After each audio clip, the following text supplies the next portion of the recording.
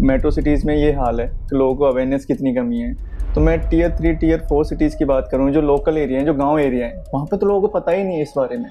मैं यकीन से कहता हूँ, अगर आप 100 लोगों से पूछेंगे, 100 में से 80 लोग 90 लोग एक साइड से खाना खाते हैं आफ्टर द 35-40 साल की उम्र के बाद। जैसे देखा जाता है काफ़ी लोग ब्रेसेस यूज करते हैं, क्या क्या कारण होते हैं जिसकी वजह से ब्रेसेस यूज किए जाते हैं? Yes, orthodontic treatment is the best treatment at the age of, लड़कियों में 12 साल, लड़कों में 13 साल। ज़्यादातर कौन कौन सी कॉमन प्रॉब्लम्स देखने के लिए मिलती हैं? जो सबसे पहली प्रॉब्लम स्टार्ट होती है, जो जहाँ पे लोग इग्नोर करते हैं, किसी भी दांत में ठंडा गर्म लगे। बट काफ़ी डॉक्टर्स बोलते हैं कि दिन में 2 बार ब्रश करना चाहिए। आप समझिए, सिर्फ और सिर्फ टूथपेस्ट का कोई रोल नहीं है। टूथपेस्ट का सिर्फ एक रोल है, आपके मुंह में झाग बनाना, अच्छी सी स्मेल देना, एक अच्छा आभास होना मुंह के। मिथ्स हैं कि उनके गट्स की वजह से होती है या मुंह में खाना रहने की वजह से होती है। कौन कौन से कारण है बैड ब्रेथ के? जो 70% टाइम एट्रीब्यूशन होता है बैड ब्रेथ से रिलेटेड, वो 70% टाइम्स आपके मुंह में प्लाग का और कैलकुलस का डिपॉजिट हो। एक चीज और रिकमेंड करूं, मसूड़ों से खून आना ड्यूरिंग द प्रेगनेंसी देखा गया है। आफ्टर द प्रेगनेंसी 2-3 महीने तक ब्लीडिंग भी होती है।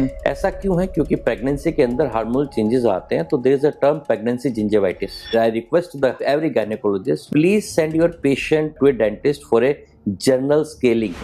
तो स्केलिंग के कोई साइड इफेक्ट? नहीं, there is not a single effect till date. So ये बेबी से कनेक्ट रहता है अगर ये प्रेगनेंसी के टाइम पे? अगर नहीं, ऐसा कुछ नहीं। कोई आपने दांत निकलवाया हुआ है, go for dental implants. The healthy mouth is a mirror to your body. Hello दोस्तों, स्वागत है आपका द वाइट कोट के एक नए एपिसोड में।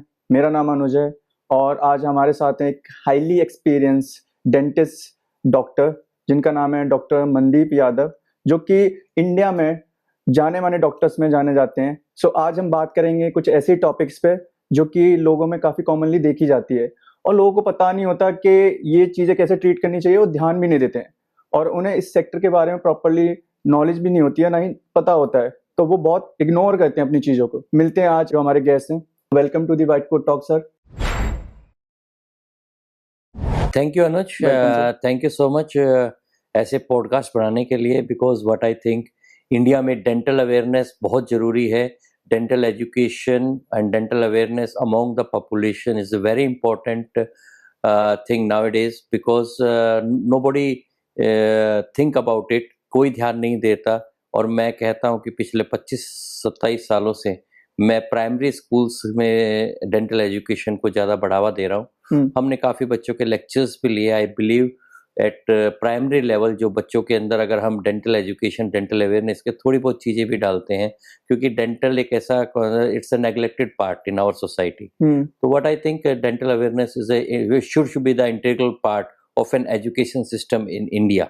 सो डॉक्टर, मैं जानना चाहूँगा आपके बारे में फर्स्ट कि आपका बैकग्राउंड क्या रहा है, किस तरीके से आपने अपनी जर्नी स्टार्ट करी है और किस तरीके के पेशेंट्स को आपने डील किया है?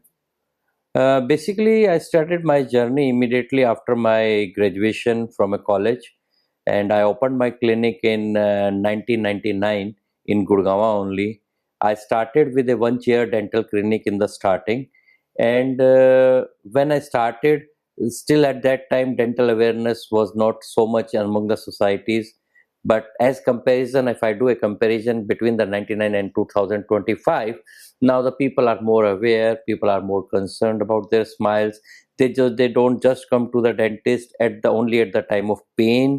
What I think now it has been increased a lot. I started my journey in 1999 with a one dental chair. काफ़ी लोगों में ना ये प्रॉब्लम होती है कि उन्हें डेंटिस्ट्री के बारे में पता नहीं होता। तो मैं जनरल डेंटिस्ट्री की बात करूं तो ये क्या होती है और लोगों में इतनी अवेयरनेस क्यों नहीं है, क्या रीज़न है?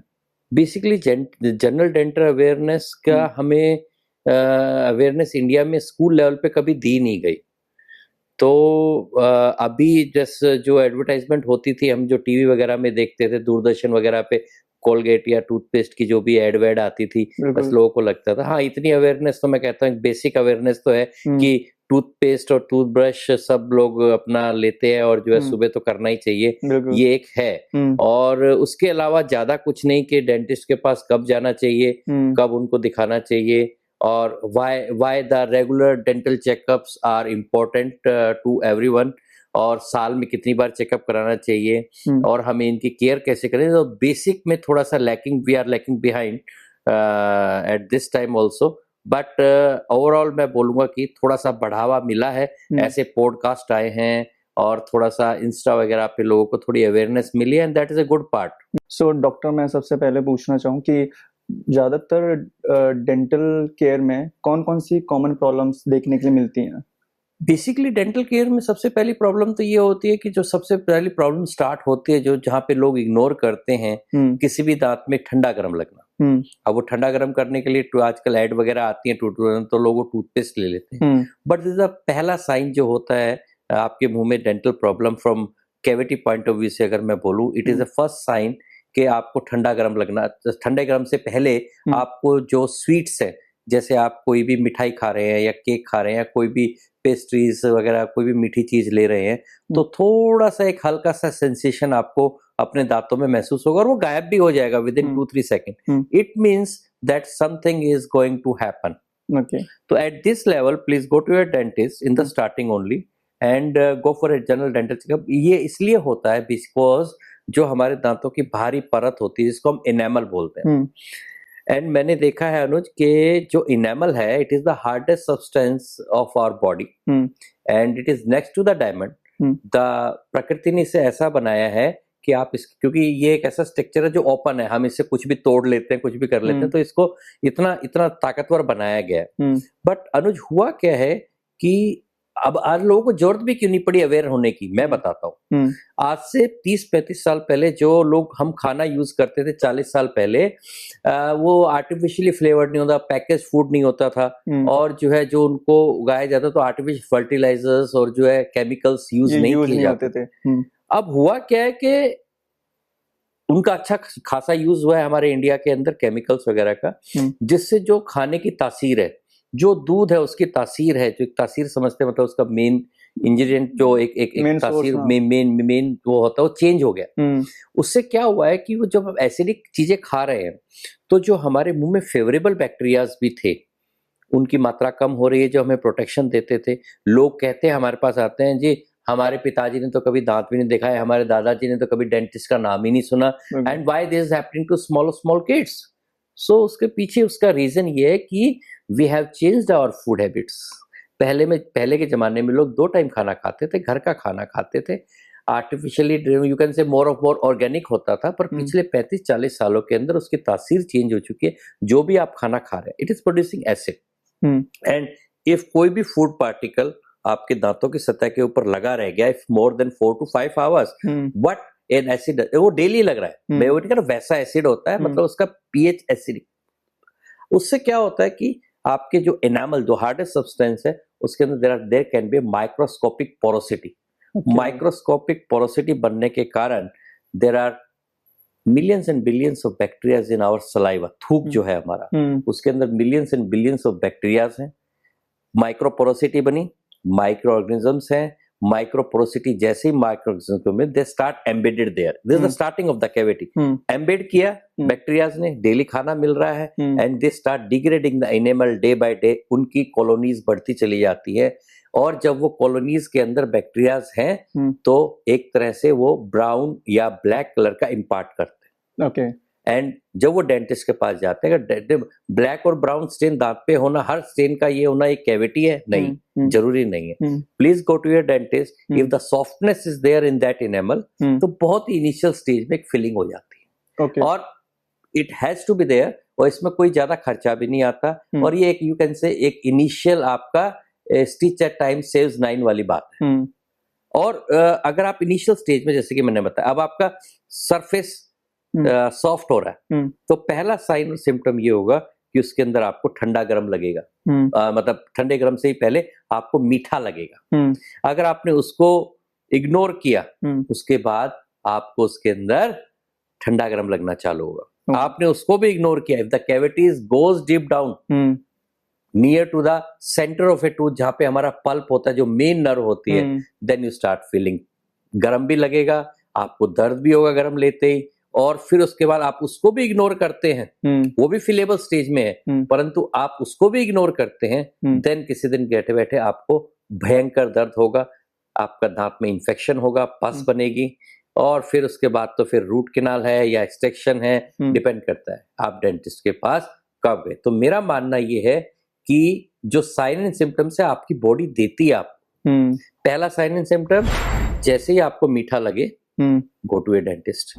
ये नहीं कि बाजार से टूथपेस्ट लिया, वो कर लिया, वो ठीक हो गया, वो इमीडिएट ठीक होता है, बहुत फॉर टेम्परेरी पीरियड। उसके बाद क्या होता है, because microorganisms are there, what we do in cavity filling, we remove those microorganisms, we remove those the soft part of enamel and the soft part of dentin, some part of dentin also, and we do a strong filling, तो वो आपका area safe हो जाता है। Okay, तो पहला sign और symptom आपको अगर मीठा लगे या ठंडा गर्म लगना चालू हो, टूथपेस्ट यूज करने की वजह वो टेम्परेरी रिलीफ है। आजकल आपने देखा होगा मार्केट में बहुत सारे टूथपेस्ट हैं जो एडवर्टाइजमेंट में दिखाते हैं ठंडा गर्म लग रहा है टूथपेस्ट ले लो। नो, उससे पहले आप डॉक्टर को दिखाएंगे। आपको एक और बात बताता हूं टूथपेस्ट का, क्योंकि because this podcast is for awareness, the audience should get it के सिर्फ और सिर्फ टूथपेस्ट का कोई रोल नहीं है। आयुर्वेदिक टूथपेस्ट नो रोल, आपका you can say medicated toothpaste हम प्रिस्क्राइब करते हैं for shorter period of time, थोड़े समय के लिए।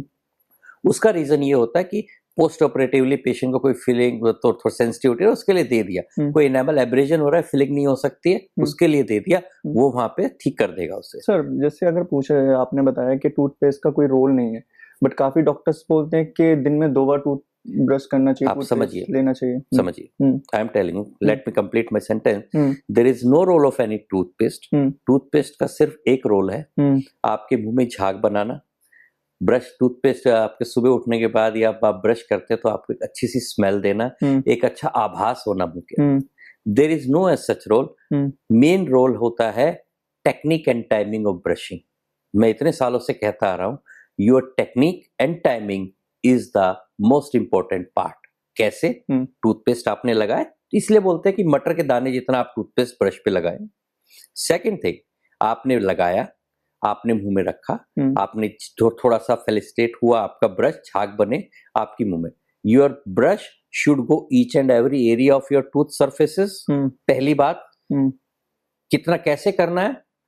Take a toothbrush 45 degree angle with a gentle stroke of your wrist, not your elbow. Elbow से करेंगे तो आप दांत घिस देंगे। बहुत सारे लोग हैं हमारे यहाँ पे जिनको हम बोलते हैं कि जी ऐसे ब्रश कर रहे हैं डॉक्टर साहब, मजा नहीं आया, सेटिस्फेक्शन नहीं मिला इन स्टार्टिंग, बिकॉज आपको बचपन से आदत पड़ी हो घिस घिस के ब्रश करने की। लोग ब्रश कर रहे हैं, अखबार पढ़ रहे हैं, लोग ब्रश कर रहे हैं, घूम रहे हैं इधर उधर, और लगाए हुए 15-15 मिनट 10-10 मिनट मुंह में लगे हुए झाग वो क्या हो रहा है, झाग बन रहा है और थूकते जा रहे हैं और ब्रश करते हैं। हमारा main sole purpose of the brushing ये है, पहली बात। क्योंकि मैंने जैसे कि पहले ही बताया कि इनेमल बर्बाद, इनेमल के अंदर कैविटीज कैसे लगती है, इनेमल डिस्ट्रॉय कैसे होता है। हमारा सिर्फ मेन पर्पस ये होता है ब्रशिंग करने का कि दांत की सरफेस पे जो आपका फूड पार्टिकल है वो निकल जाए, दांत और मसूड़े के बीच में जो एम्ब्रेजर्स है वहां से खाना निकल जाए। इसलिए आप 45 डिग्री एंगल पे ब्रश करें विद अ जेंटल स्ट्रोक्स और फिर आगे बढ़ते रहे। That's all on all the surface of the brush should go. Second thing, आपका जो ब्रश होना चाहिए वो एक्स्ट्रा सॉफ्ट और सॉफ्ट होना चाहिए।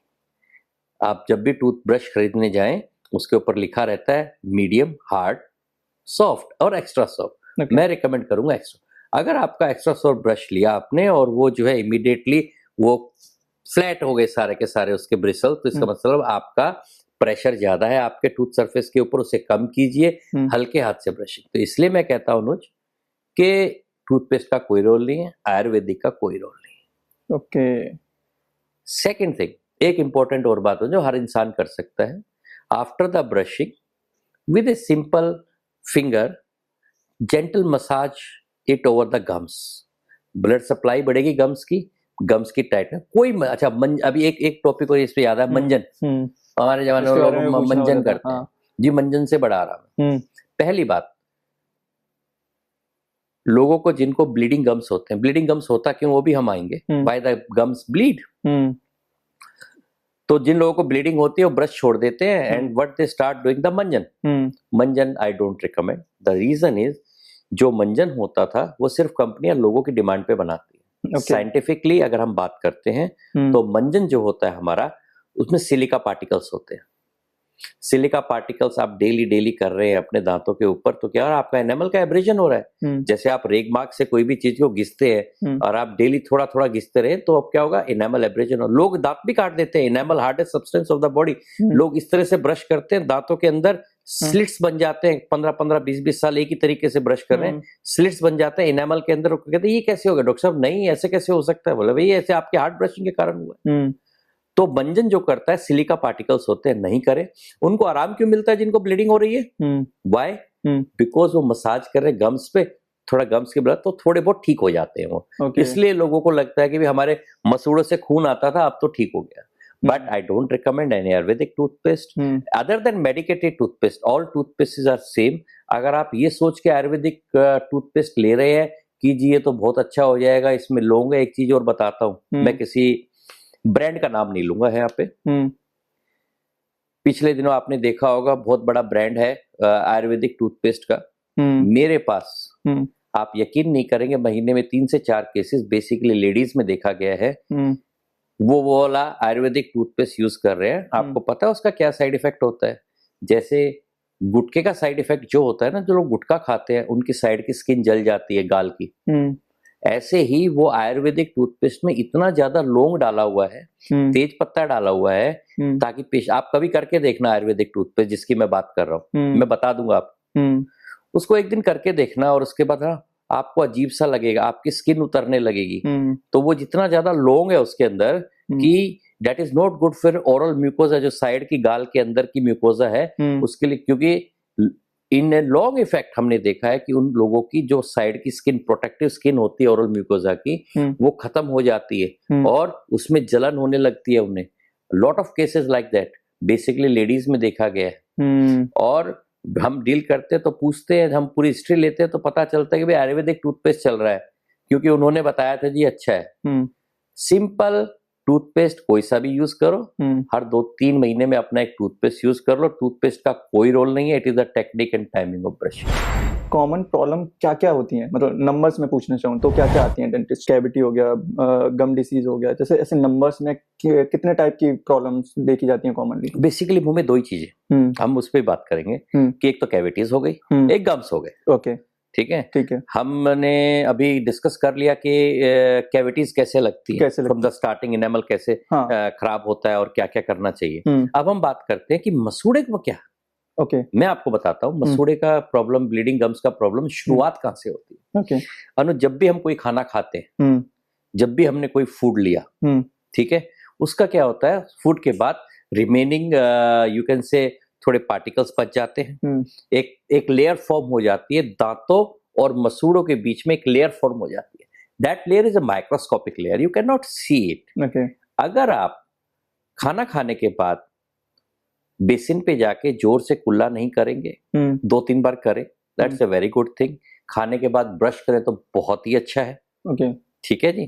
पर नहीं कर पाए तो सिर्फ मुंह में पानी रख के 2-3 बार फिंगर से आप कुल्ला कर ले, तो जो खाना खाने के बाद जो माइक्रोफिल्म जम जाती है दांतों और मसूड़ों के बीच में, पहली स्टार्टिंग में हम तो इसको प्लाक बोलते हैं, इट्स अ प्लाक लेयर, और plaque can be easily removed by brushing और a normal technique. Okay, but जब ये प्लाक दांतों और मसूड़ों के बीच में रह जाता है, तो आजकल क्या हो रहा है, पहले के लोग ब्रश भी नहीं करते तो उनको इतनी प्लाक की दिक्कत नहीं होती थी, क्योंकि जो पीएच होता है, जो माइक्रोऑर्गेनिज्म, जो हमारे अच्छे बैक्टीरियाज और खराब बैक्टीरियाज दोनों होते हैं, तो अच्छे बैक्टीरियाज क्या करते थे, उस माइक्रोफिल्म लेयर को हटा देते थे। बट जैसे जैसे हमारा खान पीन अलग चेंज हुआ है, जैसे जैसे हमारा यू कैन से कि एसिडिक फूड बढ़ा है, पैकेज फूड बढ़ा है, तो उससे जो अच्छे बैक्टीरियाज थे, पीएच, ठीक है, एसिडिक होने की वजह से उन बैक्टीरियाज की मात्रा थोड़ी कम हो गई है।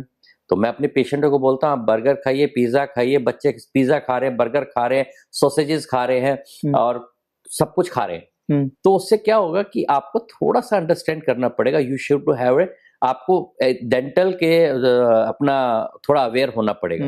तो इसीलिए जैसे कि मैंने बताया, मसूड़ों की प्रॉब्लम शुरू कहाँ से होती है, प्लाग लगा, प्लाग माइक्रोफिल्म, अगर आपने अगले 24 घंटे में जाके दोबारा ब्रश किया तो प्लाग हटेगा नहीं, वो चिपक जाएगा दांत और मसूड़ों के बीच में। और फिर डेली यही प्रोसेस चल रहा है, तो जब प्लाग मोटा होता चला जाता है और वो प्लाग इतना मोटा हो जाता है उसके बैक्टीरियाज होते हैं। जब वो पत्थर की तरह, सीमेंट की तरह हार्ड हो जाता है, it can not be removed by your brushing. अब बहुत लंबी कहानी है ये, it can not be removed. अब क्या है कि आपका दांत का ये कोना है, उसके बाद आपका मसूड़ा शुरू हो रहा है इस तरीके से। दांत और मसूड़े के बीच में जो वो हार्ड सीमेंट सा जम गया, उसको हम बोलते हैं कैलकुलस। कैलकुलस एक ऐसा जो एक दिन में नहीं बना, it takes months and years to deposit like a hard deposit. So what happens when it deposit on the between the tooth and the gum surface? What happens? It causes the inflammation in the gums. जो मसूड़ा क्या है? मसूड़ा एक पतली सी झिल्ली है। उस पतली सी झिल्ली और दांत के बीच में क्या आ गया? आपका कैलकुलस आ गया, जो सीमेंट जिसमें बैक्टीरिया। अब वो आ गया तो किसी भी चीज के नीचे आप कुछ घुसाओगे तो वो इन्फ्लेमेशन आ जाती है, इनिशियली तो दिखाई नहीं देती। अब जब ये विद द टाइम आपका कैलकुलस का लेवल और बढ़ेगा तो क्या होगा? मसूड़े की वो झिल्ली में सूजन रहेगी। मसूड़े की झिल्ली में सूजन रहेगी तो क्या होगा कि मसूड़े से खून आएगा, पस बनने लगेगा। तो ये पहला साइन है आपका कि गम्स आपकी हेल्थ ठीक नहीं है। जैसे ही आपको ऐसा महसूस हो, एक दो बार आपको ब्लीडिंग आए, तो टूथपेस्ट की तरफ ना भागे, go to your dentist. Simple सा प्रोसीजर होता है स्केलिंग, एंड आप यकीन नहीं करेंगे, वेस्टर्न कंट्रीज के अंदर लोग 6 महीने में, साल में सबकी अपॉइंटमेंट होती है, सबको डेंटल चेकअप के लिए लीव दी जाती है, they can apply for a dental leave.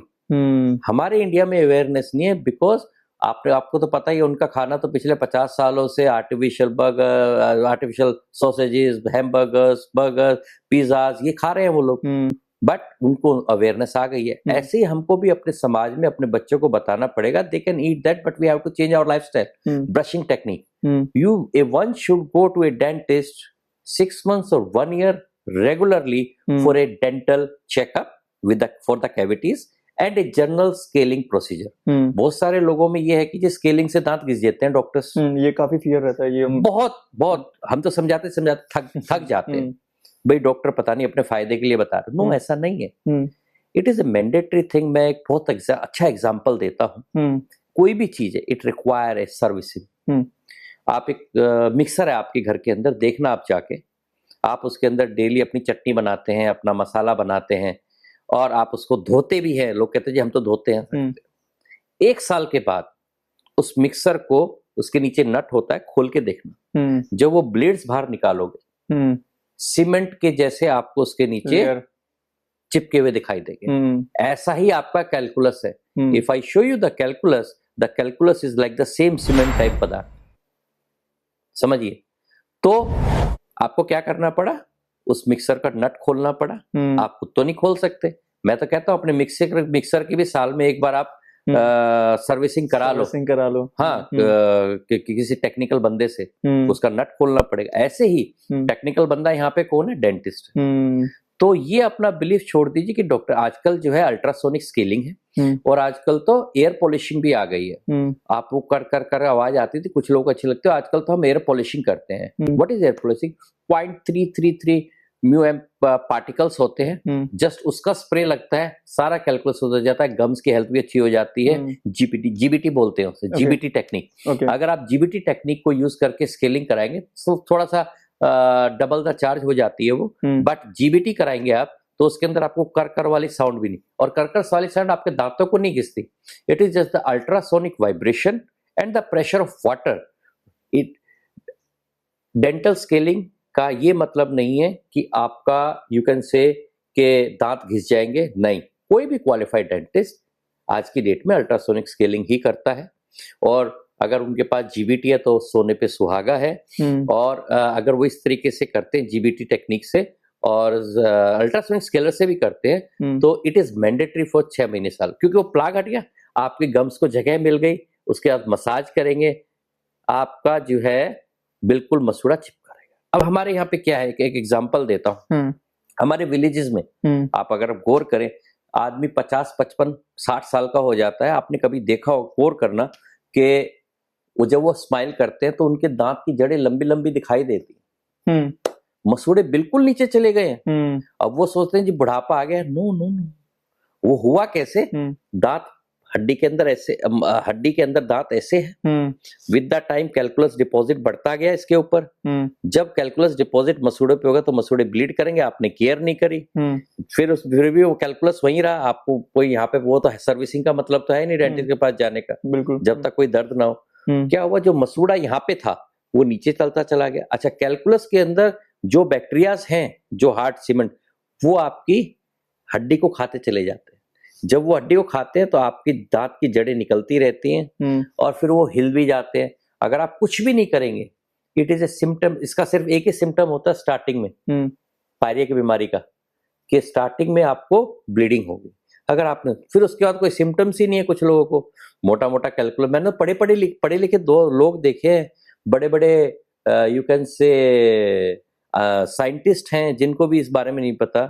Even general doctors हैं, MBBS MD MS डॉक्टर्स हैं, मैंने देखा है, उनके पास भी अवेयरनेस नहीं है हाँ। कि भाई ये मसूड़े नीचे क्यों जा रहे हैं। हमें रेगुलरली, मतलब जनरल डॉक्टर्स के पास भी ये अवेयरनेस नहीं है कि हमें डेंटिस्ट को रेगुलरली 6 महीने साल में जाना चाहिए। एक चीज और रिकमेंड करूंगा, मसूड़ों से खून आना ड्यूरिंग द प्रेगनेंसी देखा गया है। आफ्टर द प्रेगनेंसी 2-3 महीने तक ब्लीडिंग भी होती है। ऐसा क्यों है? क्योंकि प्रेगनेंसी के अंदर हार्मोनल चेंजेस आते हैं, तो there is a term pregnancy gingivitis.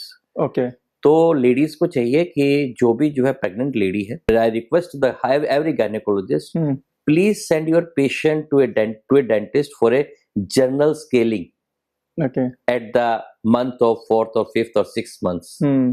अगर आप ऐसा करेंगे तो उन एक मदर के लिए बहुत अच्छा रहेगा। आप देखना गांव देहात में या शहर में भी लोगों में आज तक भी आफ्टर द प्रेगनेंसी ब्लीडिंग हो गई मसूड़ों से, तो यहाँ पे मैंने देखा है, क्योंकि मेरी प्रैक्टिस मिली जुली अर्बन एंड रूरल दोनों है, तो यहाँ पे उनकी जो मदर इन लॉज होती है, मदर्स होती है, मना कर देते हैं एक जब बेबी डिलीवर होता है कि आप 2 महीने तक ब्रश ही नहीं करेंगे। क्यों नहीं करेंगे? क्योंकि मसूड़ों से खून आता।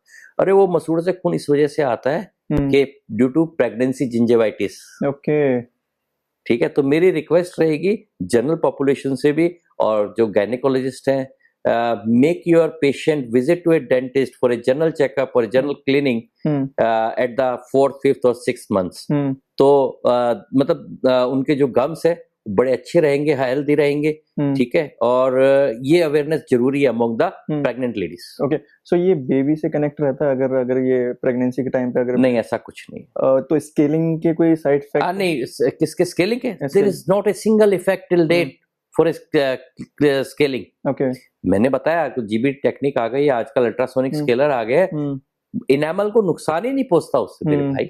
क्योंकि लोगों को लगता है ऐसा है भाई, परसेप्शन इंडिया में तो लोगों को ये भी ऊपर का दांत निकलने से आंखें चली जाती है। आप इसी चीज को मिटाने के लिए आज हम पॉडकास्ट कर रहे हैं। मैं हर पेशेंट को बोलता हूँ आपकी स्केलिंग करेंगे, स्केलिंग के बाद इवन मैं अपनी भी स्केलिंग कराता हूँ। आई कैन फील दैट कि थोड़ी बहुत minute sensitivity post operatively scaling हर किसी को होगी। उसका रीजन है, उसका रीजन सुनिए। जो हल्का फुल्का डिपॉजिट था वो निकला है, गम्स और दांतों के बीच में जगह बनी हुई है। आप पानी पिएंगे तो दांत के जड़ के ऊपर लग सकता है, मात्र सिर्फ 2 या 3 दिन के लिए।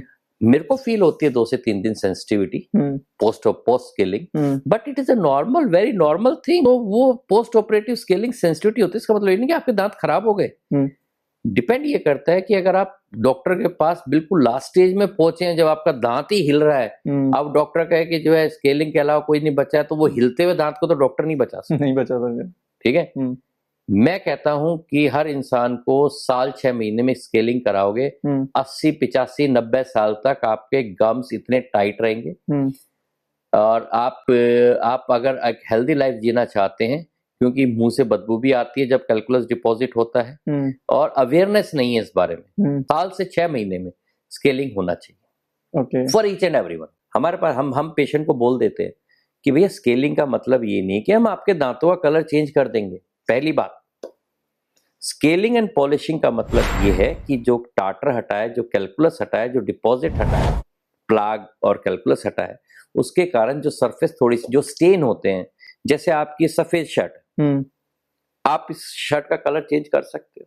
आप इसको ड्राई क्लीन करवाते हो तो क्या होगा, इसका जो बाहरी स्टेन, जो धूल मिट्टी है, वो साफ हो जाएगी। हाँ, थोड़ी साइन इसका बेसिक कलर चेंज नहीं होगा। तो मैं पेशेंट को बोलता हूँ कि आपका बेसिक दांतों का कलर है A1, A2, A3, थोड़ा सा किसी का जो है व्हाइट होता है, किसी का B1 शेड में आता है, किसी का थोड़ा सा क्रीमी शेड में होता है। वो बचपन से, जैसे आप कोई भी साबुन लगाने से आप अपना स्किन का कलर चेंज नहीं कर सकते, ऐसे ही आप जो है कोई भी टूथपेस्ट यूज करने से या कोई भी डेंटिस्ट आपको नॉर्मल स्केलिंग पॉलिशिंग करके आपके दांतों का कलर चेंज नहीं करा। आप स्केलिंग करवा रहे हैं just to remove the calculus deposit, ताकि आपके गम हेल्दी रहे। आप स्केलिंग करवा रहे हैं जो छोटे मोटे चाय कॉफी के स्टेन्स हैं वो हटावाने के लिए, और एक पॉलिशिंग इसलिए होती है कि जो स्टेन्स हटे हैं, सरफेस रफ हो गया है, लाइट पॉलिशर से उसको स्मूथ किया जाता है ताकि नेक्स्ट टाइम जब आप चाय कॉफी ले तो अट्रैक्शन ऑफ पार्टिकल कम से कम। जैसे अभी आपने स्केलिंग के ऊपर बात करी, ऐसा ही एक और सवाल है जैसे कि बैड ब्रेथ के ऊपर। मिथ्स हैं कि उनके गट्स की वजह से होती है, या मुंह में खाना रहने की वजह से होती है, या बाहर के फास्ट फूड की वजह से होती है, मसालों की वजह से होती है। तो इसमें कौन कौन से कारण है बैड ब्रेथ के? Yes, it is a very very common topic. आज की डेट में हमारे पास ये पेशेंट आते हैं कि डॉक्टर बैड ब्रेथ है। बैड ब्रेथ का सबसे एक कारण होता है लोकल कारण। लोकल क्या है? आपके मुंह से स्मेल आ रही है तो this is your local area. तो लोकल रीजन होता है आपका प्लाग और कैलकुलस का डिपॉजिट होना। जब आपके मुंह के अंदर प्लाग और कैलकुलस डिपॉजिट होगा तो एक स्मेल देता है वो, it causes a bad breath. The main reason जो 70% टाइम एट्रीब्यूशन होता है बैड ब्रेथ से रिलेटेड, वो 70% टाइम्स आपके मुंह में प्लाग और कैलकुलस का डिपॉजिट होना। ओके, ये प्लाग और ये कैलकुलस को थोड़ा सा और हम वही बताया कि अगर आप मोर देन 24 आवर्स दोबारा से ब्रश नहीं कर, आप नेक्स्ट टाइम ब्रश करेंगे तो प्लाग और डिपॉजिट बढ़ता जाएगा आपको। इसके लिए आपको जो है इसके सर्विसिंग स्केलिंग करानी पड़ती है, तो इसकी वजह से चाहे मैं हूं चाहे कोई भी है। तो मेन कारण है कैलकुलस का और आजकल क्यों करानी पड़ती है? पहले जमाने में इतनी जरूरत, because of the changing in food habits and the type of foods what we are eating nowadays. Okay. Second reason होता है क्योंकि आज की डेट में, ऐसे जैसे मैंने बताया, आजकल हर इंसान को एसिडिटी की प्रॉब्लम है। आप रूटीनली खाना नहीं खा रहे, आपका खाना खाने का कोई डिसिप्लिन नहीं है, कोई टाइमिंग नहीं है, तो मैक्सिमम लोगों को आजकल एसिडिटी की प्रॉब्लम रहती है। बिकॉज एसिड प्रोडक्शन हो रहा है, आप खाना नहीं खा रहे, तो कई बार वो एसिड रिफ्लेक्स होता है आपके गले तक। जब आपके गले तक वो रिफ्लेक्स होता है तो उसकी एक अलग से ब्रेथ होती है एसिड की, जो एसिड रिफ्लेक्स होता है।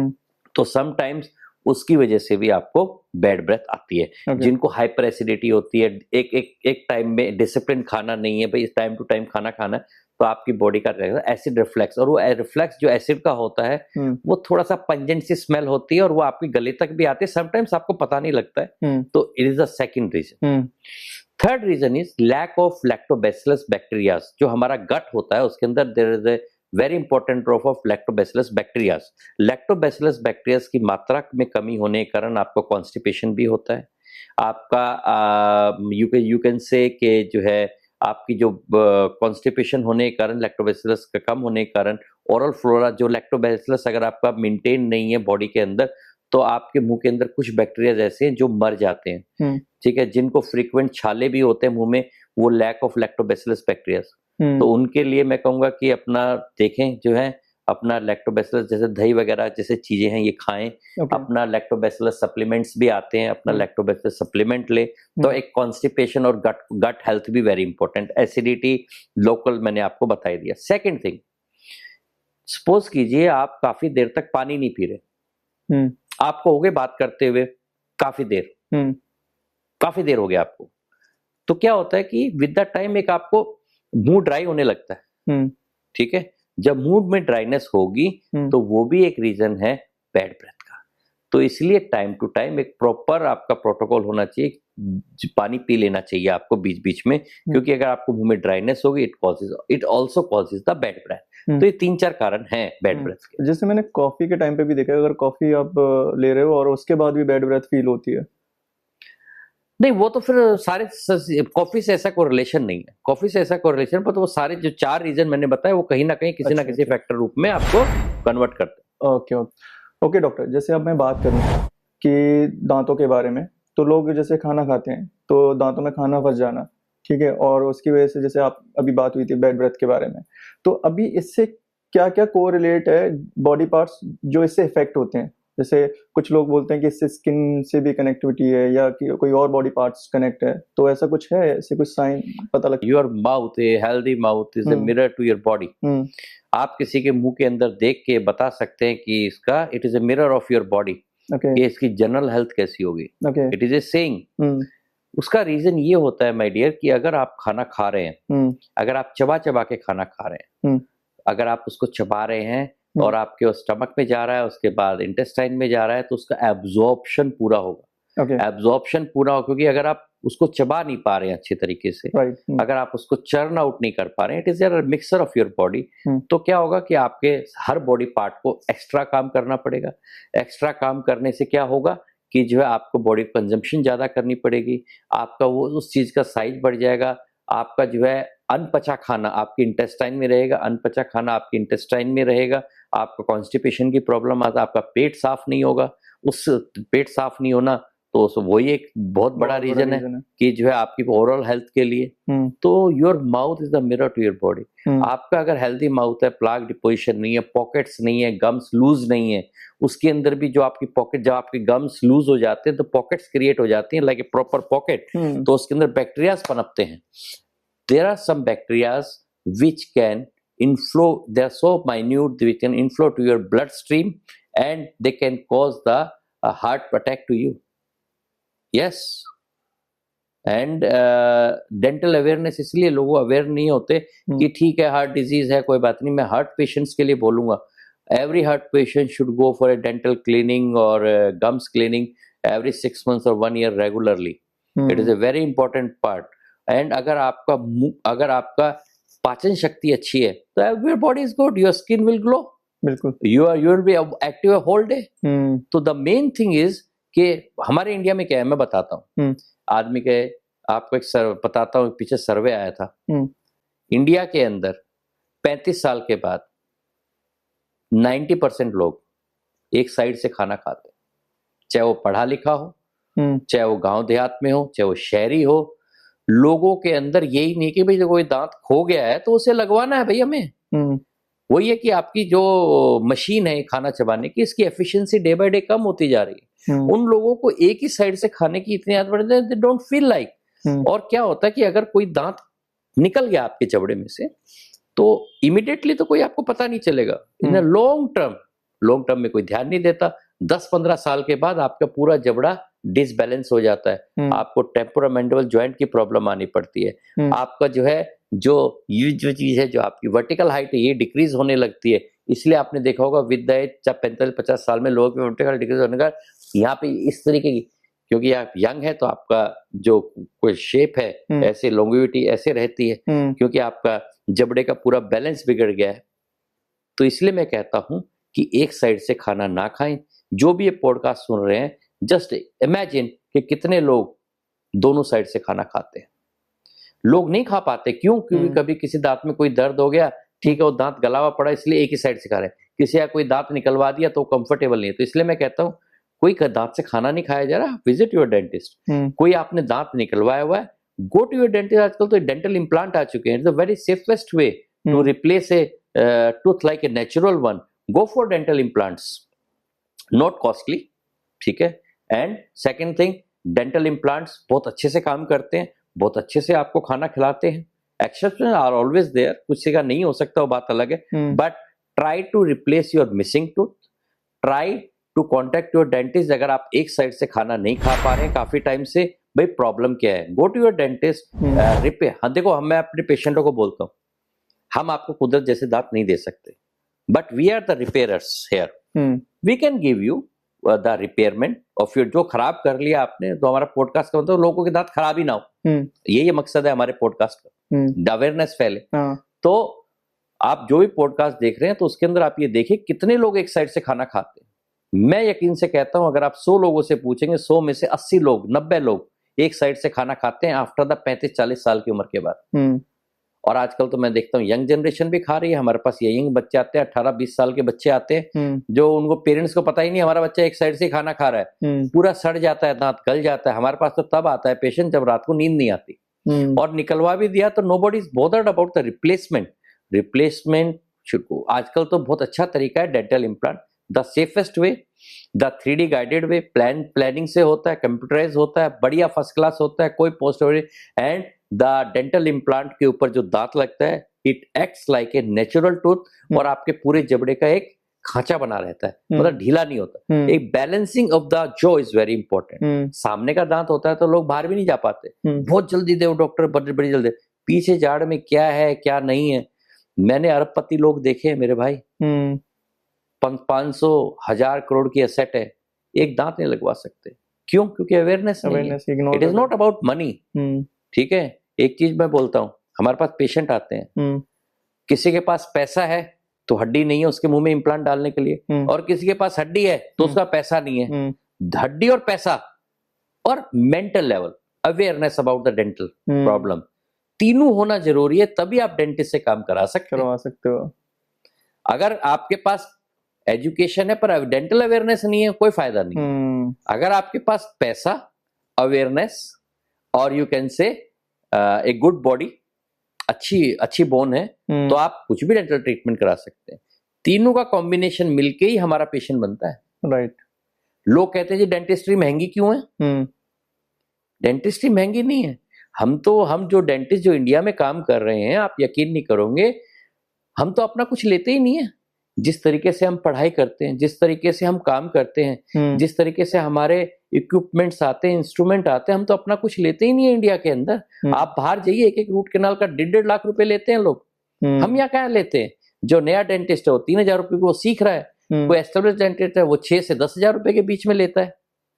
इंडिया में तो लोग बाहर से आते हैं ट्रीटमेंट करवाने के लिए। आते हैं मेरे पास, there are lot of my NRI patients who comes to India, उनका आने जाने का खर्चा पूरा हो जाता है, रिश्तेदारों के लिए जो है गिफ्ट्स भी ले आते हैं, इंडिया घूम भी लेते हैं, और जो है अपना ट्रीटमेंट करा के चले जाते हैं। जो 1.5 लाख रुपए में रूट कैनाल वहां पड़ रही है, ठीक है, और कैप लगा के वही रूट कैनाल और कैपिंग उस पेशेंट को 2.5-3 लाख रुपए की पड़ रही है, वो अपना विजिट करता है, ट्रीटमेंट कराता है, सबसे मिलके चला जाता है। 20,000 रुपए लगते हैं उसके। ये तो 1/3 से भी कम हो गया। तो वही मैं कह रहा हूँ, मैं अपने डेंटल इंडियन पॉपुलेशन से कहना चाहूंगा, यू पीपल आर ब्लेस्ड। आपको पता है यूके के अंदर जो सरकार अभी नई आई है वो क्यों आई है? क्योंकि लोग इतने त्रस्त थे, क्योंकि उनके वहां पे जो सरकारी हॉस्पिटल्स के अंदर डेंटल ट्रीटमेंट था, they have to go to Turkey for a dental treatment, क्योंकि वहां पे लोगों का नंबर नहीं आ रहा है। ठीक है, और प्राइवेट में जाके करा नहीं सकते क्योंकि महंगा इतना है। Indian population is blessed population, जिसको हम जैसे डेंटिस्ट और इतने सारे डेंटिस्ट हैं जो इतने सस्ते में उनको इलाज के दे रहे हैं। एंड जो हमारे यहाँ पे एजुकेशन का लेवल है BDS MDS के अंदर, वो आपका वहां पे नहीं है। हमारे यहाँ के जो डेंटिस्ट हैं इंडिया के, वो काबिल बहुत हैं, काम करना जानते हैं बाहर के देशों से जो भी हैं, परंतु हमें, मैं तो कहूँगा, मेहनताना भी नहीं मिल पाता। ये तो हम चला रहे हैं किसी तरीके से इंडियन पॉपुलेशन, बट इंडिया में अवेयरनेस होगी तभी तो लोग आएंगे हमारे पास। बिल्कुल। तो यूके की बात मैं बता रहा था, यूके के अंदर लोगों को 3-3 साल डेंटल ट्रीटमेंट नहीं मिलता, या जिनके पास थोड़ा बहुत पैसा है वो टर्की चले जाते हैं, या जिनका बहुत पैसा है वो प्राइवेट में दिखाते हैं। पर मिडिल क्लास के लिए वहां पे ऐसे तो काफी डेंटल ट्रीटमेंट अवेलेबल नहीं, जिसके कारण उन्होंने सरकार पलट दी। इस बार NHS के अंदर जिनका ट्रीटमेंट होता था, सरकार बदल दी उन्होंने त्रस्त आके। बाहर बहुत बुरा हाल है डेंटल ट्रीटमेंट का। आपको पता है, इतने सारे बच्चे हैं हमारे पास जो बाहर पढ़ने जाते हैं, उनके पेरेंट्स लेके आते हैं हमारे पास कि सर इसका एक बार पूरा कंप्लीट डेंटल चेकअप कर दीजिए, क्योंकि it is not awareness. It is वहां लग गया ना तो वहां बहुत डॉलर्स में देने पड़ेंगे, डॉलर्स में देने पड़ जाएंगे। मेट्रो सिटीज में ये हाल है कि लोगों को अवेयरनेस कितनी कमी है। तो मैं Tier 3 Tier 4 सिटीज की बात करूं, जो लोकल एरिया है, जो गांव एरिया है, वहां पे तो लोगों को पता ही नहीं है इस बारे में। और वो तो ये है कि किसी भी ट्रीटमेंट के लिए जर्नल या किसी झोला छाप डॉक्टर के पास चले जाते हैं। आज से करीबन अगर हम 10 साल 15 साल पहले देखें तो गांव देहात के अंदर डेंटिस्ट नहीं होते थे। बट आजकल हम देखते हैं कि गांव देहात के अंदर भी, छोटे छोटे टाउन्स के अंदर, छोटे छोटे शहरों के अंदर भी डेंटिस्ट अपना क्लिनिक खोल रहे हैं, क्वालिफाइड डेंटिस्ट क्लिनिक खोल रहे हैं। और मेरा हमेशा ये प्रयास रहता है, मैं अभी जो नया डेंटिस्ट आता है मैं उनको बोलता हूँ, बच्चे थोड़ा Tier 2 Tier 3 सिटीज के अंदर जाओ, यू विल फ्लरिश। वहां पे जाके अवेयरनेस करो। मैं खुद उनको बोलता हूँ जो यंग डेंटिस्ट आते हैं मेरे पास कि Tier 2 Tier 3 सिटीज के अंदर जाओ, लोगों को अवेयर करो। The whole world is open for you, मैं उनको सबसे पहले बोलता हूँ नए डेंटिस्टों को। और जो है बेसिकली क्या है कि हाँ, वहां की जनता में जाके आप अवेयरनेस करें और आज की डेट में तो जब से इंटरनेट आया है और जब से अपना ये सब सोशल मीडिया है, मेरे को नहीं लगता गांव देहात और जो है शहरों के अंदर कोई फर्क रह गया है। बिल्कुल, ऐसा कुछ नहीं है। तो everyone is aware, everyone has the reach to the awareness. और मैं कहूंगा कि गांव देहात में भी आजकल हमारे क्वालिफाइड डेंटिस्ट काम कर रहे हैं, काफी अच्छा काम कर रहे हैं। प्रॉब्लम ये है कि डेंटिस्ट के पास जाया किस स्टेज में जाए, that is very important part. बिल्कुल। गांव देहात की अगर मैं बात करूं तो थोड़ा सा मैं ये कहूंगा कि वहां पे जैसे गुटखे वगैरह और पान तंबाकू मसाला की है, तो ये तो है कि उनको मैं कहूंगा कि ये तो बैड हैबिट है, सरकार भी कहती है छोड़ दो इसे, पान बीड़ी गुटखा सिगरेट छोड़ दो। क्योंकि जो है हमारे आप देखे होंगे एडवर्टाइजमेंट, सरकार भी काफी जो फैमिली वेलफेयर डिपार्टमेंट है इंडिया का काफी अवेयर कर रहा है। आपने टीवी मूवीज देखने जाते हैं उससे पहले भी एडवर्टाइजमेंट आती है। तो मैं कहूँगा कि कंसर्न पार्ट है इंडिया का। बहुत सारे लोग गांव देहात में गुटखा बीड़ी सिगरेट पान तंबाकू खाते हैं। तो मैं उनके लिए बता दूं कि अगर आप गुटखा खाते हैं, अगर आप खैनी खाते हैं, तो एक बार अपने डेंटिस्ट के पास जाके चेकअप जरूर करा लें। पहला साइन एंड सिम्टम बता देता हूँ आज आपको, जो भी इसको देख रहे हैं। अगर आप गुटखा खा रहे हैं और काफी सालों से खा रहे हैं, ठीक है, तो एक देखिए कि आपकी माउथ ओपनिंग कितनी होती है। अगर वो 2 उंगली से कम है, सॉरी 3 उंगली से कम है, तो और जो है आपको खाना खाने पे आपको यू कैन से कि मिर्च लग रही है, तीखा लग रहा है, तो प्लीज उसे छोड़ दें। It is a pre cancerous stage. अगर आपको कोई गाल के ऊपर कोई छाला हो रहा है और बार बार हो रहा है, या टंग के ऊपर कोई छाला हो रहा है और आप उसे नोटिस कर रहे हो कि बार बार हो रहा है, please visit A dentist first. He will guide you क्या करना है, बिकॉज अभी ऐसे ट्रीटमेंट है, क्योंकि ओरल कैंसर बहुत बड़ी समस्या है, गांव देहात के अंदर ज्यादा है, क्योंकि वो लोग एट द टाइम नहीं पहुंच पाते। अगर आपके मुंह में छाले हो रहे हैं बार बार, अगर आप गुटखा बीड़ी सिगरेट लेते हैं, अगर आपको तीखा लग रहा है खाने के अंदर और आपको बार बार छाला हो रहा है, कोई स्किन फट रही है आपके मुंह के अंदर से, बार बार छाला हो रहा है की जगह पे, विजिट योर डेंटिस्ट। वो आपको गाइड करेंगे कि आपको क्या करना। मैं ये नहीं कहता कि हर छाला एक कैंसर होता है, बट समय पे देखा हुआ। अभी आपने देखा होगा गांव देहात में लोग बोलते हैं जी उसने अपनी जाड़ निकलवाई थी, जाड़ निकलवाने के बाद कैंसर निकला। ऐसा क्यों हो रहा है? अगर किसी भी दांत के अंदर बार बार इन्फेक्शन हो रहा है, वो पस बनने के बाद वो सिस्ट बन गया, सिस्ट बनने के बाद वो इतना ज्यादा बढ़ गया, वो सिस्ट ने क्या किया, आपकी पूरी हड्डी अंदर तक गला दी। आप लास्ट स्टेज में डॉक्टर के पास जाएंगे तो कैंसर होगा ना। बिल्कुल। आज की डेट में इलाज हर चीज का संभव है। अपना थोड़ा सा आप अवेयर रहिए कि आपको किस स्टेज में डॉक्टर के पास जाना है। अगर कॉन्टिन्यूसली कोई आपको कोई छाला हो रहा है एक जगह के ऊपर, टंग के ऊपर, गाल के ऊपर और किसी भी एरिया के अंदर, visit your dentist immediately. Okay, so जैसे बहुत लोगों में ये अवेयरनेस का इशू तो है ही, पर ये क्या कल्चरल या फाइनेंशियली इशू है ये, मतलब नहीं ऐसा कुछ नहीं है। फाइनेंस का तो मैं कहना आपको बता ही दिया कि इंडिया के अंदर डेंटिस्ट तो हम तो लोग कुछ फाइनेंस में कुछ काम ही नहीं करते। जिस तरीके का हम काम करते हैं, जिस तरीके का हम मटेरियल यूज करते हैं, जिस तरीके का मशीनरी यूज करते हैं, you will get the world में बाद में लॉन्च होती है, इंडिया में पहले आ जाती है वो टेक्नोलॉजी। आप यकीन नहीं करेंगे, आज की डेट के अंदर इंडिया इतना ग्रोथ कर गया है कि वो हमारे पास पहले आ जाती है। जो मटेरियल हम यूज करते हैं, जो कंपनी हम यूज करते हैं, रूट कैनाल के अंदर यूज करते हैं, आपके इम्प्लांट्स के अंदर यूज करते हैं, the same material the whole world is using, America is using the same thing. हमारे यहाँ पे तो कुछ भी नहीं है, हम तो कोड़ियों के भाव काम कर रहे हैं। तो it is not about, it is just about the awareness. Finance is use the last one, ठीक है, बट आज की डेट में मैं नहीं समझता everyone can afford a dentist. Dentist are not. हम जैसा हमारा काम है उसके हिसाब से तो कुछ भी नहीं है। कल्चरल रोल तो नहीं है ना इसमें? There is not a cultural role. Cultural role ऐसा मैं नहीं समझता कि कल्चरल रोल है कि भाई किसी एरिया कल्चर के आपको डेंटिस्ट के पास जाने के लिए रोकता है, ऐसा कुछ नहीं है। हाँ, एक आपने देखी होगी वो कि रील देखी होगी कि जो है कोई दांत का दर्द ठीक करने के लिए किसी एरिया में कील गाड़ देते हैं, दांत का दर्द चला जाता है, और झाड़ फूक कर देते हैं।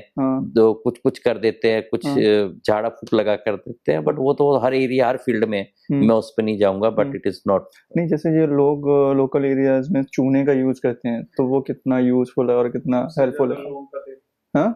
हाँ, कुछ लोग होते हैं कि जैसे दांत में दर्द हुआ लौंग चबा लेते हैं, लौंग रख लेते हैं। कुछ लोग होते हैं लौंग का तेल लगा लेते हैं टूथब्रश से। मैं कहूंगा लौंग का तेल क्या काम करता है, वो आपकी बीमारी को खत्म नहीं करता है, वो उस एरिया को थोड़ा डिसेंसिटाइज कर देता है थोड़ी देर के लिए। इसके आपका लौंग चबा ले तो डिसेंसिटाइज करके आपका नर्व जो है डिसेंसिटाइज हो जाते, थोड़ी देर के लिए कम बंद हो जाता है, पूरी बीमारी को बढ़ा देता है। ओके। लौंग के तेल का कोई रोल नहीं है।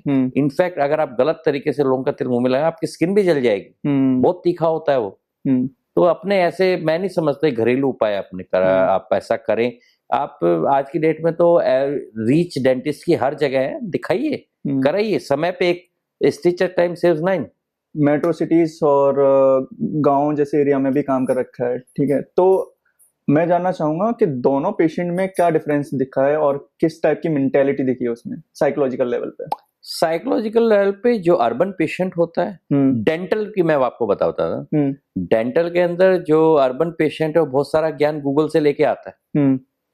बट आई से कि आधी चीज ना पढ़े आप। Half of knowledge is always a dangerous thing. अपने डेंटिस्ट से बड़े फ्रेंडली वे के अंदर अपनी प्रॉब्लम पूछिए। आपका डेंटिस्ट, और मैं समझता हूँ आज की डेट में हर डेंटिस्ट बहुत अच्छे से एक्सप्लेन करता है अपने पेशेंट को, because we are the healers. जब तक हम जो है पेशेंट को उसकी सच्चाई नहीं बताएंगे, we can not heal a patient. तो आज की डेट के अंदर जो गूगल पे ठीक है, अच्छी चीजें भी हैं, बुरी चीजें भी हैं, ठीक है, बट अपना जो है कोई भी ऑनलाइन जो है रिसर्च करके आए तो आप ये मत सोचे। और एक बात और मैं कहना चाहूंगा, जो इंडियन पॉपुलेशन का जो थोड़ा सा साइकोलॉजिकल माइंडसेट ये है कि डॉक्टर तो लूटते हैं, डॉक्टर तो बेकार ट्रीटमेंट बताते हैं। बिल्कुल।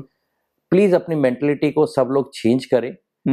वी आर द हीलर्स, हमने हील करने की ओथ ली है। और सेकेंड थिंग ये है कि अपने डेंटिस्ट को बड़ा फ्रेंडली वे में पूछें। फ्रेंडली, बहुत सारे तो पेशेंट होते हैं हमारे फ्रेंड्स बन जाते हैं। बहुत सारे पेशेंट होते हैं जो सालों से हमारे पास दादाजी आए थे, तो उसका बेटा भी आया, पोते भी आ रहे हैं, मेरे पास 3 जनरेशन आती है। तो जब आपके ऊपर आपका पेशेंट ट्रस्ट करने लग जाता है, आप किसी डॉक्टर पे ट्रस्ट कर रहे हैं, तो आपकी पूरी जनरेशन वहीं जाती है। सबसे बड़ा मतलब ये है कि आज की डेट में हम फेस कर रहे हैं कि लोग अपना जो ज्ञान होता है, क्योंकि हर किसी का शरीर एक नहीं हो सकता, एक जैसा नहीं होता, हर किसी की प्रॉब्लम एक नहीं हो सकती। बिल्कुल। कुछ लोग कहते हैं जी इम्प्लांट लगवाए थे फेल हो जाते हैं।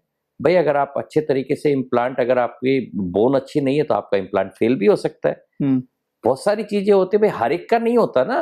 भाई अगर मान लो आप उसको 5% लोगों का इम्प्लांट फेल होगा, 95% सक्सेसफुली खाना खा रहे हैं। किसी कोई कहता है जी वो दांत निकलवाया था आंख चलेगी, ऐसा कुछ भी नहीं है, इट इज ए मिथ। ठीक है, तो किसी भी दांत का आंख का दिमाग से कोई लेना देना नहीं है। लोग बोलते हैं अक्कल जाड़ आती है जी, अक्कल निकलवा दी तो अक्कल। आज की डेट के अंदर आप लिख के ले लो अनुज, जो भी आने वाली जनरेशन है, जो अब चल रही है 35, 40, 25, 30 साल की, सबको विजडम टूथ निकलवाने पड़ेंगे। विजडम टूथ के अंदर हमारी जॉ बोन के अंदर स्पेस कम रह गया है एवोल्यूशन की वजह से, जबड़े की एक्सरसाइज की कम की वजह से, और जो जबड़े की ग्रोथ नहीं हो पाती है, जाड़े का बीज है उसने बनना है, सीडीज देयर, तो वो बेचारी अक्कल जाड़े अटक जाती है आपके जबड़े में, ऊपर के जबड़े में टेढ़ी आती है।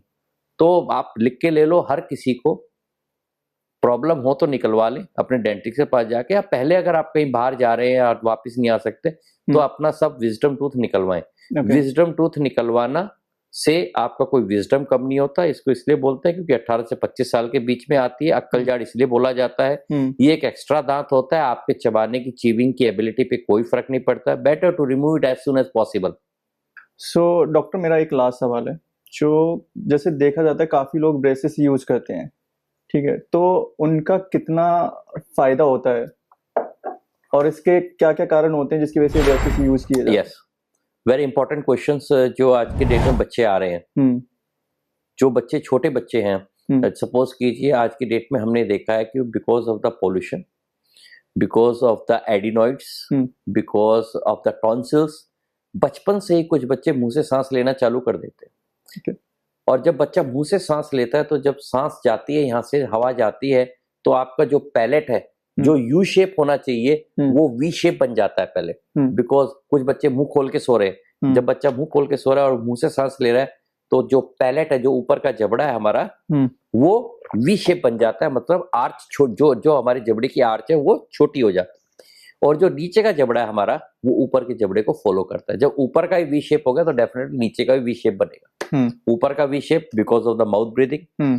तो एक तो पेरेंट्स को देखना चाहिए कि अर्ली स्टेज में 9 साल 8 साल की उम्र के अंदर माउथ ब्रीदिंग का रीजन क्या है, टॉन्सिल्स है, एडिनॉइड्स है, कोई ब्लॉकेज है, उसका अपने डेंटिस्ट से ट्रीटमेंट पूछिए। या एक अप्लायंसेज आते हैं मायोफंक्शनल अप्लायंसेज, अपने ऑर्थोडोंटिस्ट के पास, डेंटिस्ट के पास जाके मायोफंक्शनल अप्लायंसेज लगवाएं। आज की डेट के अंदर हम बहुत सारे बच्चों का जो है क्या बोलते हैं, क्या होता है कि एक तो किसी बच्चे का जबड़ा छोटा हो रहा है, मुझे दिख रहा है, ठीक, पेरेंट्स को दिख रहा है जी दांत बाहर आ रहे हैं, वी शेप में आ रहे हैं, एक के ऊपर एक दांत आ रहा है, एक के ऊपर एक दांत क्यों आ रहा है? दांत उतने ही आने, जबड़ा हो गया छोटा तो एक के ऊपर एक दांत ही लगेगा आपको, क्योंकि जो दांत कैनाइन, जो कीला होता है हमारा, जिसको कैनाइन बोलते हैं, वो आता है 11-12 साल की उम्र में, 11.5 12.5 हर बच्चा आगे पीछे, और वो ऊपर से ही आएगा। लोग कहते हैं जी एक्स्ट्रा दांत नहीं है जी, आपके बच्चे का जबड़ा वी शेप का हो गया है, इस वजह से वो दांत ऊपर से आ रहा है। तो अगर मुझे ये दिखता है कि किसी बच्चे का जबड़ा जा रहा है, तो एक तो मैं कहता हूँ, पहले कहते थे लोगों को जो आप जो है 12 साल में बच्चे को लेके आना तब ब्रेसेस लगा। आज की डेट के अंदर we use the myofunctional appliances. What are myofunctional appliances? एक तो होता है डेफिनेटली इस लड़के के ब्रेसेस लगेंगे। जब बच्चा 9-10 साल का है तो हम एक मायोफंक्शनल अप्लायंस देते हैं, मींस एक्सपेंशन स्क्रू लगाते हैं, हम ऊपर के जबड़े में एक प्लेट लगाते हैं, हम ऊपर के जबड़े को ग्रो कर देते हैं, मतलब फैला देते हैं, एक्सपेंड कर देते हैं। Yes, we can expand the jaw. और मैंने बताया कि नीचे का जबड़ा ऊपर के जबड़े को फॉलो करता है। विद इन 6 मंथ्स बच्चे का जबड़ा एक्सपेंड होता है, क्योंकि हमने उसकी जो ग्रोथ आ रही है 9-10 ईयर्स में उसका सहारा लिया, जबड़े का ग्रोथ हुई, नीचे वाला जबड़ा ऊपर को फोर्स करेगा, तो बच्चे का जो कैनाइन आना है वो आराम से एडजस्ट हो जाता है। हालांकि मैं ये नहीं कहता कि आप इसको हम बोलते हैं इंटरसेप्टिव ट्रीटमेंट। एक तो डेफिनेटिव ट्रीटमेंट तो ब्रेसेस लगाना हो गया, पर अगर हर कोई इंसान अपने बच्चे को 9 से 10 साल की उम्र में हमें दिखा देगा, तो जो ब्रेसेस लगे, मैं ये नहीं कहता कि वो खत्म हो जाएगा, नहीं लगेंगे, परंतु जो ब्रेसेस का ट्रीटमेंट होगा बहुत सुंदर होगा और बहुत आसानी से हो जाएगा। कोई दांत निकालना नहीं पड़ेगा, क्योंकि हमने जबड़े का साइज बढ़ा दिया। जबड़े की वी शेप जा रही थी, तो आप सब कोई पेरेंट्स, अगर आपके बच्चे का जबड़ा वी शेप में जा रहा है, आपका बच्चा मुंह खोल के सो रहा है 8 से 9 साल, 9 से 10 साल की उम्र में, डेंटिस्ट को एक बार जरूर चेकअप कराएं। वी शेप का जबड़ा बन रहा है आपके बच्चे को, कभी कोई एक्सपेंडर लगवाइए, मायोफंक्शनल अप्लायंस लगवाइए, और आपके बच्चे का हो सकता है ब्रेसेस ना लगाने पड़े, चांसेस 10% ही होते हैं, बट ब्रेसेस अगर लगेंगे भी तो कोई दांत निकालना नहीं पड़ेगा, एक्सपेंशन ऑफ द जॉ हो जाएगा। आज की डेट के अंदर ट्रीटमेंट विदाउट ब्रेसेस भी आ रहा है। इन्विसलाइन कंपनी है, there are lot of aligners companies, but मैं कहता हूं कि अलाइनर्स थोड़े बहुत केसेस के अंदर आपका काम करता है। जैसे आप किसी की 40 साल के, 35 साल के, आपका काम ऐसा है, आप 25 साल के ऑफिस जाते हैं, आप जो है ब्रेसेस नहीं लगा सकते because of some social stigma, but you can use aligners आज की डेट में। पर अलाइनर्स का मैं ये नहीं कहूंगा कि ब्रेसेस को बिल्कुल रिप्लेस। आपको बताता हूँ अनुज, डेंटिस्ट्री के अंदर पोस्ट ग्रेजुएशन होती है 3 साल की ऑर्थोडोंशिया में। वो बंदा 3 साल सिर्फ ये पढ़ रहा है कि आपका दांत में कैसे बैठा हूं, क्या अलाइनर्स उसको रिप्लेस कर सकते हैं? मेरा मानना है 27 साल की प्रैक्टिस के अंदर orthodontic treatment is the best treatment at the age of, लड़कियों में 12 साल, लड़कों में 13 साल। आप अगर कराएंगे बहुत अच्छे रिजल्ट्स आते हैं। आज की डेट में 25 साल में भी कराइए 30 ब्रेसेस। अगर आपको थोड़ा सा सोशल स्टिग्मा है तो आप अलाइनर्स यूज करते हैं, but with the aligners we can do slight movements, not at all complete all movements. मैं आज की डेट में ऑनलाइन भी कंपनियां हैं, बतेरी कंपनियां हैं, बहुत ज्यादा कंपनियां हैं कि जो है हम ये कर देंगे, आपकी स्माइल कर देंगे। मैं don't fall into the trap in social media, ठीक है? उनसे कोई ट्रीटमेंट नहीं होता, there will be still wastage. Go to a dentist, consult a orthodontist. We have a permanent orthodontist at our clinic. Okay, yes, and full time. तो हमारा एक यही मानना है कि shortcut, there is no shortcut to the success. कुछ लोग होते हैं कि भैया शॉर्टकट मिल गया, अलाइनर लगा लेंगे ठीक हो जाएंगे। नहीं होगा भाई, तुम्हारे लाखों रुपए वेस्ट है, जबकि ऑर्थोडोंटिक ट्रीटमेंट उससे आधे में हो जाना है। सही समय पे ट्रीटमेंट कराया हुआ, सही तरीके से करा हुआ ट्रीटमेंट का कोई भी सॉल्यूशन नहीं है, मतलब उससे बेटर कोई चीज हो ही नहीं सकती। तो अलाइनर्स कुछ केसेस में कर सकते हैं हम अलाइनर्स, कुछ पेशेंट्स के 40-50, ये बने तो फिल्म स्टार्स के लिए थे। कोई स्पेसिंग हो रही है, शूटिंग करनी है, 15 दिन अलाइनर लगाया, कम किया, शूटिंग करी, काम खत्म, रिलैप्स होगा ही होगा। तो aligners is not A complete solution for each and everyone. थोड़ी बहुत मूवमेंट आप कर सकते हैं, थोड़ा बहुत कर सकते हैं अलाइनर से, but not a proper out. भाई उस ब्रांच की अहमियत क्या रह गई ऑर्थोडोंशिया की? आप पोस्ट ग्रेजुएशन कर रहे हैं, आप जो है 3 साल आप सिर्फ ऑर्थोडोंशिया की पढ़ाई कर रहे हैं, उसकी वैल्यू क्या रह गई भाई? उसकी कोई वैल्यू नहीं है। उस बंदे ने 3 साल लगाए हैं इस ब्रांच में, एक एक दांत की मूवमेंट कैसे करनी है। तो orthodontic treatment is must not, aligners कोई उसका सोल्यूशन नहीं है, सब्स्टिट्यूट नहीं है ब्रेसेस का। वो छोटे मोटे ट्रीटमेंट के लिए हम कर सकते हैं। Okay, got it.